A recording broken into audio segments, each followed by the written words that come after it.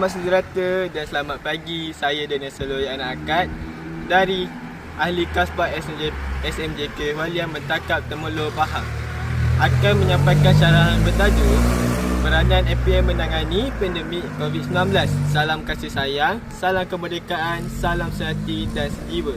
Sidang penonton yang saya hormati, apakah yang dimaksudkan dengan APM? Mengikut Akta Pertahanan Awam 1951, Akta 221 terbahagi kepada dua keadaan, iaitu semasa peperangan, bermaksud apa-apa jua langkah yang tidak melibatkan penggunaan senjata bagi menghadapi serangan. Pemusnahan sama ada langkah itu diambil sebelum, semasa atau selepas masa serangan musuh. Yang kedua, semasa aman, bermaksud apa-apa jua langkah yang diambil bagi melindungi nyawa dan harta benda sama ada langkah itu diambil sebelum, semasa atau selepas sesuatu bencana. Berdasarkan Akta 221 tersebut, dapat difahami bahawa pertahanan awam itu berfungsi dalam masa aman, masa peperangan dan mangsa bencana dengan mengambil apa-apa jua langkah bagi menyelamat, melindungi dan mengurangkan kehilangan nyawa serta kerosakan di atas harta benda penduduk awam.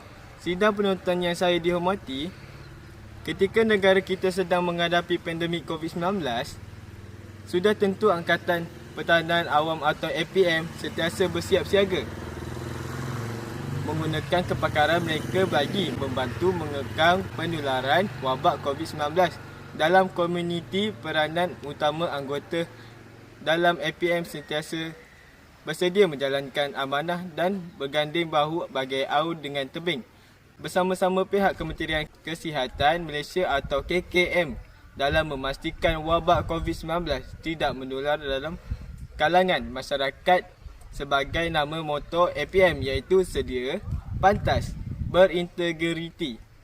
Begitulah peranan APM yang sedia, berkhidmat dan pantas menyelamat. Menyusun peranan APM yang kedua ialah memastikan setiap entiti dalam komuniti mematuhi SOP yang telah ditetapkan oleh Kementerian Pendidikan Malaysia. Anggota Perkhidmatan Awam sentiasa berusaha memastikan masyarakat mematuhi segala garis panduan dan SOP menghadapi pandemik COVID-19 dengan memakai penutup muka ketika keluar rumah, menjarakkan diri sekurang-kurangnya 1 meter daripada orang lain dan sentiasa membasuh tangan dan menggunakan cecair pembasmi kuman. Pemantauan yang dilakukan oleh APM serta sikap menegur secara berhemah kepada masyarakat yang gagal mematuhi SOP bertetapan dengan objektif APM, iaitu mengurangkan risiko bencana.